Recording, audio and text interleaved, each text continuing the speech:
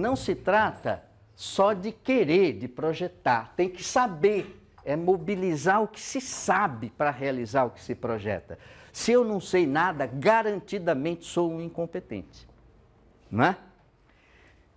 E o mobilizar, pôr em ação, isso é importante na ideia de competência. Se eu sei muito e até quero bastante coisa, mas eu não consigo, né? Eu estudo, mas eu não consigo pôr em ação, eu sou um incompetente também, né? Então, esses ingredientes é que estão associados à ideia de competência. O desejo com valores, a ideia de projeto, né? Buscar alguma coisa, estudar e fazer, agir. A inapetência não dá. Não querer nada não dá, né? É claro que a questão fundamental é o que se busca, né? O que eu estou buscando? Porque não dá para ficar contente porque você chegou a uma escola e viu assim que tem um aluno muito agitado na primeira fila, inteligentíssimo, dizendo assim, professor, eu quando crescer vou ser o maior bandido da paróquia, eu quero ser o diretor-presidente do PCC, eu vou arrebentar a boca do balão, eu vou... Aí eu digo, puxa vida, que cara cheio de projetos, né? Vou ensinar muita matemática para ele ele ser um bom bandido e não sei o quê. Não tem sentido, né? É claro que a competência não basta a dimensão técnica. É preciso ver o que se busca, né? O valor, os valores que se buscam. E aí as coisas começam a se entrelaçar. A ideia de competência associa então esse quem faz o quê e onde. Sempre competente é gente, computador não é competente, bicho não é competente, né? É gente, competência é gente. Quem faz o quê? Não dá para dizer, fulano de tal é competente. O que é que ele faz? Não, ele é competente, né? Mas faz o quê? Qual é? É competente. Né? Tem que falar o quê, né? E num determinado âmbito, num determinado contexto. Competência divide com a ideia de autoridade esse fato. A competência é relativa a um âmbito, a um contexto. Não existe o competente para o que der e vier. Assim como a autoridade não existe para o que der e vier. Toda autoridade tem âmbito, né? É a autoridade num determinado âmbito. Então, a competente, assim, é uma pessoa, não é? Num determinado âmbito e que conhece um certo conteúdo e consegue pôr em ação. Agora, é uma pessoa íntegra, integrada com os outros, no sentido que a gente conversou na aula passada. E o âmbito significa também que não é uma prisão, é uma vinculação ao âmbito que inclui a extrapolação do âmbito. Porque as pessoas realmente competentes, em geral, vão além do âmbito, né? Mas se referem ao âmbito e vão além.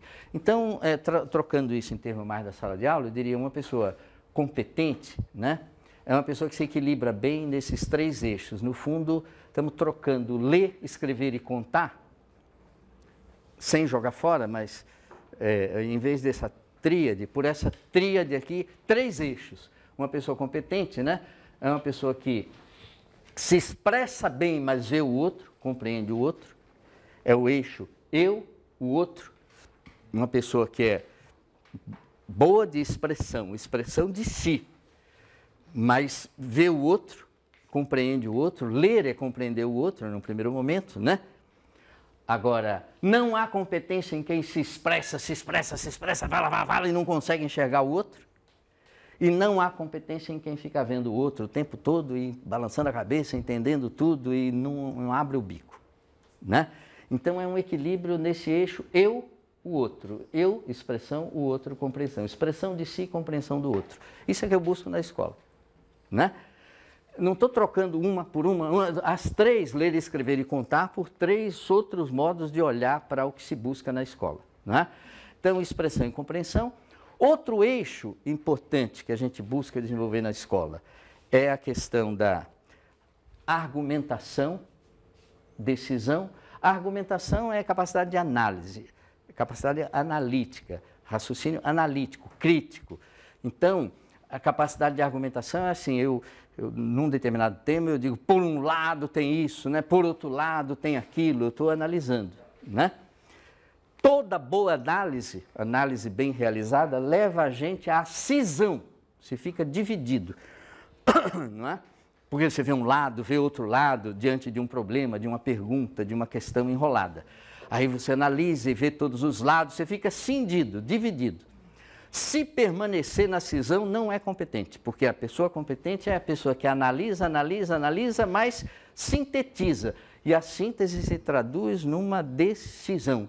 Decisão que é acabar com a cisão. Né? Eu estava cindido, mas eu... Né? Então você chega para uma pessoa e diz, Paulão, o que você acha disso? Aí o Paulo diz, por um lado tem isso, por outro lado tem aquilo. Bom, ele está analisando, legal, né? Digo, sim, mas você, o que você acha disso? Ele, por um lado tem isso, por outro lado tem aquilo. Sim, mas vamos lá. E aí, o que você acha? Por um lado tem isso. Vai embora, pô. Você é cara incompetente, senhor, não é? Então, você analisa, mas você decide, não é? Chega um momento em que você fecha a questão e sintetiza. É um par de competência para buscar na escola. Quem passa a vida analisando e nunca decide é um incompetente, não é? E quem decide precipitadamente sem análise suficiente também é. Não é? Quem decide rapidamente, nem pensa direito, decide, pode acertar no varejo, mas vai se danar no atacado. Localmente, vai dar umas dentro e acertar, né? Mas se acostuma a decidir sem argumentar, sem analisar, vai quebrar a cara, espera para ver. Não é? Então, uma segunda competência é essa, se equilibrar nesse eixo de análise e síntese, o eu e o outro, a análise e a síntese. Nós precisamos de todas essas coisas, não é optar por um lado desse par, né? É arrumar um equilíbrio no eixo. E o terceiro eixo é o contexto, né? É contextuar e extrapolar o contexto.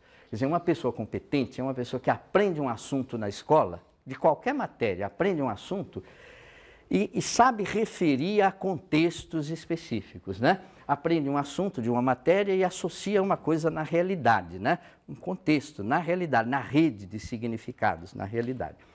Então isso é fundamental, aprender uma coisa e ver o significado. Não é necessariamente ver a aplicação. A aplicação pode ter ou não, mas ver o significado, né? O que significa. Bom, isso é bom, mas o que está na realidade já existe. A gente não vem para a escola simplesmente para repetir o que já existe. O que já existe no contexto é o fato. Fato, antigamente a gente escrevia facto, é o particípio passado do verbo fazer, facere. Facere de fazer, facto, é o feito. O fato já está feito. Se eu venho para a escola aprender uma coisa e eu, remeto a um fato, isso daí legitimamente é fatalismo. Isso é o fatalismo. Tudo já está resolvido, é só a questão de eu pôr os rótulos nas coisas, né? Já está tudo certo. Estou fora, né? A gente vem para a escola para entender os fatos, mas a gente olha para o facto e adora um ficto. Ficto não é uma palavra que a gente use, mas ficção é. E quem não gosta de uma ficçãozinha? Né? A ficção é uma extrapolação da realidade no sentido do que eu estou buscando, do que eu olho para o fato, mas eu não estou satisfeito com aquilo. Eu gostaria de mudar o fato, né? E de que o fato fosse assim. Aí eu idealizo, né? Fantasio, eu penso numa ficção, numa coisa que não existe, mas que eu desejo, né? Então, a pessoa competente é uma pessoa que aprende as coisas, relaciona com os fatos, mas está doidinha para ultrapassar o fato e ir para esse terreno da imaginação, né? Uma pessoa que vive amarrada no contexto, é incapaz de voar acima do contexto, não é competente. Não é? É uma pessoa que aprende na escola que 3 abacaxis mais 4 abacaxis dá 7 abacaxis. Ela aprende mexendo com abacaxis. Aí eu digo, 3 bananas mais 4 bananas, aí já é outro contexto, aí já não sei. Então, não aprendeu, é incompetente, né? Então, a gente aprende no contexto, mas adora voar, extrapolar o contexto, né? Ir para esse mundo da ficção, do fictício, no sentido do imaginado, idealizado que eu estou buscando. Então, uma pessoa que vive amarrada à realidade não é competente, e uma pessoa que vive no mundo da lua também não. Não é? Então, como é que eu me equilibro nesse eixo? Então, pronto, está aí os 3 eixos para a gente pensar. Sinteticamente, são 3 eixos assim, é o eu e o outro. Uma pessoa competente lida bem com isso, né? É a análise e a síntese, a argumentação e a decisão, e a realidade concreta e a abstração. A abstração não é pecado, é necessidade, né? De ultrapassar as dificuldades do concreto. Bom, no fundo, quando a gente pensa o currículo, né, não há currículo por competência que exclua as disciplinas. Então, essa discussão de disciplina e competência não é uma contra a outra, né? É como recorrer a uma para desenvolver a outra, né? E não existe currículo por disciplinas que, tacitamente, a gente não esteja buscando o desenvolvimento das competências, né? O que é preciso é criar interesse, criar centros de interesse, né? Como trabalhar na escola para poder usar as disciplinas para desenvolver as competências. Por exemplo, você chega numa escola hoje, os alunos estão com celulares e tudo, né? Aí eles são interessados no celular deles. E você querendo dar o programa, né? A matéria. Aí fica fogo, né? Aí como é que você faz isso? Proíbe o celular. Não, não é por aí. O que o aluno está interessado, a questão é como explorar esse interesse, né? Como é que... Porque o interesse é o valor maior. Eu não tenho dificuldade com aluno que não sabe, eu tenho dificuldade com aluno que não quer saber. Eu estou dando aula de cálculo na universidade, dei muitos anos e tinha colegas que reclamavam, pô, como é que eu consigo ensinar cálculo? O desgraçado do aluno não sabe calcular a área de um quadrado, ele não sabe calcular. Dá mais trabalho reclamar do que explicar, né? Eu não tenho problema com quem não sabe calcular a área de um quadrado. Não sabe? Eu explico, 2 minutos, se você quiser saber, né? Eu tenho problema com um aluno que não sabe e não quer saber. E o tamanho da encrenca do professor é fazê-los querer saber, criar um interesse. Então ele está interessado no celular, que maravilha, né? Agora, como que eu crio o interesse? Olha um exemplo, já fiz isso. Seu celular tem GPS? Tem sim, tem GPS, sim. E você sabe como é que funciona o GPS? Não sabe, né? Ninguém sabe como funciona o mouse, sabe que é uma mágica, a bruxaria, mexe aqui, o negócio mexe lá na tela. O GPS, então, sai lá. É Deus que está aí dentro explicando o caminho para você, né? Como é que funciona? Ah, fica tudo abestalhado, né? Aí você diz, olha, as próximas 3 aulas ou 3 semanas eu vou te explicar para vocês como é que funciona o GPS. É como a matemática, né? Explico como é que funciona o GPS. É simples, ganhei a atenção e vou ensinar geometria analítica, um monte de coisas sobre que explicam o funcionamento do GPS, que é simples, Pode explicar para a gente? Tá? Posso. Posso. É simples, mas eu digo assim, como é que você sabe? Não, eu não sabia até decidir saber. Entra no Google ou qualquer outro site, mas entra no Google, põe assim, façam isso, funcionamento do GPS. Bom, vem assim 80 artigos diferentes explicando. Tá bom, 60 mal escritos que você não entende direito, mas tem meia dúzia de coisas bem feitas que você lê, entende e diz, agora eu vou ensinar, né? É isso, né? No fundo, Maria Lúcia, o GPS funciona assim, tem uns satélites, né? Estacionários, satélites, aí tem dezenas de satélites, né? E você está aqui nesse lugar, o seu celular, aí você aperta, vai um sinal para esse satélite, vai, bate e volta. Para um dos satélites, bate e volta. A luz tem uma velocidade que todo mundo sabe, tudo, né? 300 mil km por segundo. Então, com esse ir lá, bater e voltar, dá o tempo, né? O tempo e a velocidade da luz dá a distância a que você está daquele satélite, não é? Se eu dou a distância a que eu estou do satélite, isso não me localiza.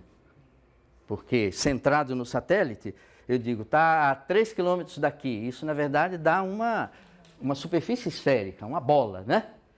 Esse cara está numa bola, do ponto de vista daquele satélite. Só que aí o sinal vai para um segundo satélite. Aí esse cara está noutra bola. A interseção das 2 bolas, o que que dá? Dá uma circunferência. Porque são 2 bolas que se interceptam. Eu sou a prova, porque eu estou lá na interseção, né? Tá certo? Então, se mandar para 2 satélites diferentes, já a interseção das 2 já me reduz a dizer, ele está nessa circunferência. Se mandar para um terceiro satélite, vai ser a interseção da terceira esfera com essa circunferência, e que vai dar 2 pontos. Eu sou um dos 2 pontos. Em geral, só um desses 2 pontos está na superfície da Terra, sou eu.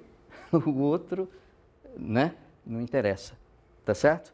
Então, ele me localiza por 3 envios de sinais, e a luz é rapidinho, 300 mil quilômetros por segundo, né? Tchum, tchum, tchum, já me diz onde eu estou, não é?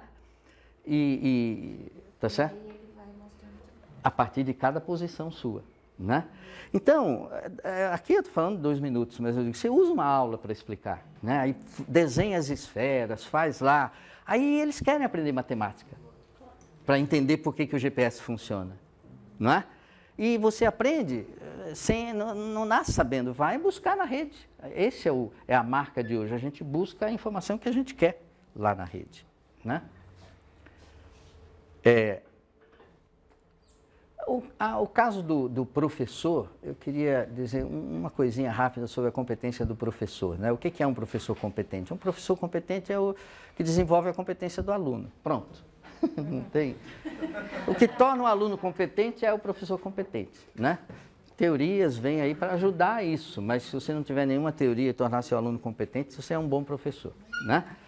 Agora, na verdade, a competência de um professor hoje está associada essencialmente a 4 verbos, 4 grandes verbos, né? Que eu vou falar 2 minutinhos aí sobre eles. Mediar, tecer, mapear e fabular. Fabular no sentido de contar uma história. Mediar, eu me refiro a mediar conflitos. Quer dizer, um bom professor é um mediador de conflitos, né? Que tipo de conflito? Briga? Quebra-pau? Pode ser, mas não é isso que eu estou falando. É conflito de interesse. O interesse da escola é o programa. Currículo, programa, você está ali, esse é o interesse da escola. O interesse do aluno está longe do programa, está em outro lugar, né? E aí como é que você faz? Não banque o Caxias, não funciona. O que o Caxias fez na Guerra do Paraguai, né? Os soldados não estavam muito animados naquela batalha de Tororó, né, e tudo. Aí o Caxias montou no cavalo e falou assim, sigam-me os que forem brasileiros. E foi todo mundo atrás e ganharam a batalha. Não tente fazer isso na sala de aula. Ninguém vai te acompanhar. Se disser assim, o programa é esse, sigam-me os que forem brasileiros. Vai morrer sozinho. Né? Não dá para ser Caxias. Mas também não dá para ser Chacrinha, que era aquele programa de auditório em que ele se orgulhava de dar o que a plateia queria. Vocês querem o quê? Perguntava a plateia, o Chacrinha, né? Querem bacalhau? Ele tinha um pedaço de bacalhau e ele jogava para a plateia. Eu ir para a sala de aula perguntar o que os alunos querem, estou fora, né? Não pode ser Caxias, não pode ser Chacrinha, mas tem que mediar, né? Criar um interesse. É o primeiro verbo. Sem sensibilizar, problematizar, né? Sem criar um interesse, não rola nada. Você prepara a sua aula maravilhosa e não sai do lugar, né? O outro verbo é tecer, né? Tecer é assim, porque a imagem da rede é uma imagem forte para o conhecimento. Então, a gente vai construir essa teia de significados, né? E se constrói essa teia pegando assuntos e relacionando com outros, estabelecer links. Na verdade, qualquer assunto é um feixe de relações, né? Ligando coisa importante com coisa menos importante, não importa, mas eu entendo uma coisa por meio das relações. Você aprende sobre uma pessoa vendo os papéis que ela desempenha, os links, as relações, né? Agora, é preciso para isso ter a percepção do contexto, né? Onde a coisa está inserida, para poder perceber as ligações. Agora, quem tece, e sobretudo tece assim, ligações entre o intraescolar e o extraescolar. Ligações entre o que você está vendo na escola e o que você está vendo fora da escola, né? Quem estabelece essas ligações certamente mistura coisa de peso com coisa de pouca monta, né? Tem coisas que estão linkadas e não é porque estão linkadas que valem a mesma coisa, né? É preciso, então, uma terceira ação do professor fundamental, que é mapear. O professor é um cartógrafo o tempo todo. Cartógrafo de relevância. Precisa pôr pesos e tudo para poder você andar nessa rede, mas sabendo onde está pisando, né? Que não pode superestimar certas coisinhas e, né? Isso é muito frequente. Você, só porque tem o link, parece que muitos links, aquilo é importante. Isso já foi acessado tantos milhões de vezes. Pô, isso é bom, né? Mas não dá para ser só quantitativo. Quem faz mapa tem que ter a perspectiva dupla, assim, nem a do Carroll exclusivamente, nem a do Borges exclusivamente. Dois autores que falaram muito sobre mapa e que tem a ver com essa atuação do professor. O Carroll, do Alice no País das Maravilhas, né? O Lewis Carroll. Ele tem muitas histórias, Alice é só uma delas. E tem uma história do Carroll que é assim, a caçada ao Snark. Snark é um animal mitológico que não existe, é invenção e é uma ficção.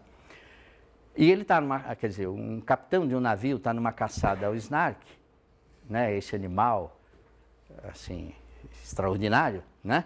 E a tripulação está reclamando, porque o navio está navegando, a tripulação está reclamando, pô, capitão, esse mapa que a gente tem aqui é muito complexo, a gente não entende nada, capitão, o mapa é muito complexo. Enchem tanto o capitão que ele olha e diz, tá bom, isso aqui a gente pode retirar, e retira. E continua a navegar. E a tripulação, leia-se alunos, reclamando, pô, mas está muito complexo, muito complexo. Aí o capitão olha assim e diz, tá bom, isso dá para tirar, tira também. E vocês já viram o que é que vai dar, né?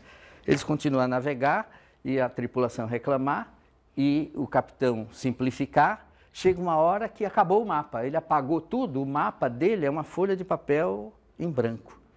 Aí no meio do oceano ele diz, estou ferrado, e tá, né? Não dá para navegar sem mapa, né? Então o mapa não pode ter nada, tem que ter referência, né? Por outro lado, uma história do Borges, o mapa não pode ter tudo, não é? O Borges tem uma história curta, é meia página de um livro, um conto do Borges, que se chama Do Rigor na Ciência, ou Sobre o Rigor na Ciência. Está num livro que chama O Fazedor, livro do Borges. E a história é a seguinte, curta, eu vou falar, parece muito, mas é meia página de um livro. A história é assim. Havia um país em que todo conhecimento se resumia à cartografia. Fazer ciência era fazer mapas. Essa é a imaginação do Borges, né? Na história que ele conta. Havia um país em que o conhecimento era cartografia. E os cientistas queriam fazer mapas cada vez mais completos. Então eles foram enchendo de pormenores e os mapas cada vez mais completos, né? Chegou um momento em que o mapa de uma cidade coincidia ponto a ponto com o chão da cidade. Você tinha que desenrolar no chão da cidade, era o tapete aqui da cidade, era igualzinho o mapa e o chão da cidade. Quando chegou esse momento, aqueles mapas imensos, né? Os cientistas falaram assim, a ciência não serve para nada, vamos viver a vida, larga a ciência aí. Esses mapas grandes não servem para nada. Bom, é isso mesmo, um mapa que tem tudo não serve para nada. Se eu quero fazer o Laércio chegar lá em casa, aí eu digo, eu vou fazer um mapa para te explicar como você chegar lá em casa. Se eu puser tudo o que existe entre a USP e a minha casa, é porque eu não quero que o Laércio chegue lá. Estou disfarçando. Faço um mapa para que é impossível. Eu quero fazer um mapa para ele chegar lá, em primeiro lugar, o que você conhece daquele lado? Se não, eu estou fazendo um mapa para mim, mas o mapa é para ele, né? Então, o professor é um cartógrafo, em primeiro lugar, já nisso. É o aluno que interessa, né? O que você conhece daquele lado? Aí, eu vou pegar uma folha de sulfite, ponho aqui onde a gente está e ponho aqui a minha casa. Ao fazer isso, eu já escolhi uma escala. Porque, ao pôr onde eu estou e onde eu quero chegar, eu já vejo que não dá para pôr tudo aqui, né? A escala está definida. E aí eu vou ver, em função do que ele conhece, o que é a referência importante com o objetivo de fazê-lo chegar lá. Não posso me distrair. Não, ali é a Raposo Tavares, então tem um motel, não sei onde. Não, isso eu falo para ele depois, mas não... Para ele chegar lá em casa, eu não posso fazer ele se interessar por um motel que tem lá. Isso é diversionismo, não é? Então, um mapa tem que ter escala, tem que ter meta, projeto, né? Tem que ter contexto, eu perguntar para ele o que ele conhece, né? E o professor é esse cartógrafo. E, finalmente, né, o professor é um contador de história, constrói narrativa o tempo todo, a informação solta é efêmera, a permanência da informação se dá contando uma história, articulando uma narrativa. A história tem que ter moral, mas não tem que ter uma moral. Essa é a diferença das fábulas, né? A história que o professor conta tem que ter uma moral para cada aluno, mas não uma moral da história. Todo mundo vê a mesma história, um pega de um jeito, outro pega do outro, mas tem que pegar alguma coisa, tem que ter moral, mas são morais, né? As histórias que a gente conta, né? Senão é a intolerância, a história única é a pura intolerância, né? Seja na perspectiva religiosa, seja na que for. Se contou a história e pretendeu que aquela é a única versão, né? A única boa, ferrou. E a narrativa que o professor conta, né? Tem o tácito e tem o explícito. Não dá, é um chato quem quer ser professor só da moral da história. Porque chega na sala e diz, eu tenho uma história aqui para contar para vocês, mas eu já vou para a moral da história. Não funciona, gente. Se precisa do recheio para poder contar uma história e extrair uma moral. Não é? Então o professor, cada vez mais, conhecer e narrar são palavras que se misturam, né? Na origem, na etimologia, o gnaro e narro são palavras que vêm do mesmo lugar, né? Conhecer e narrar, tá certo?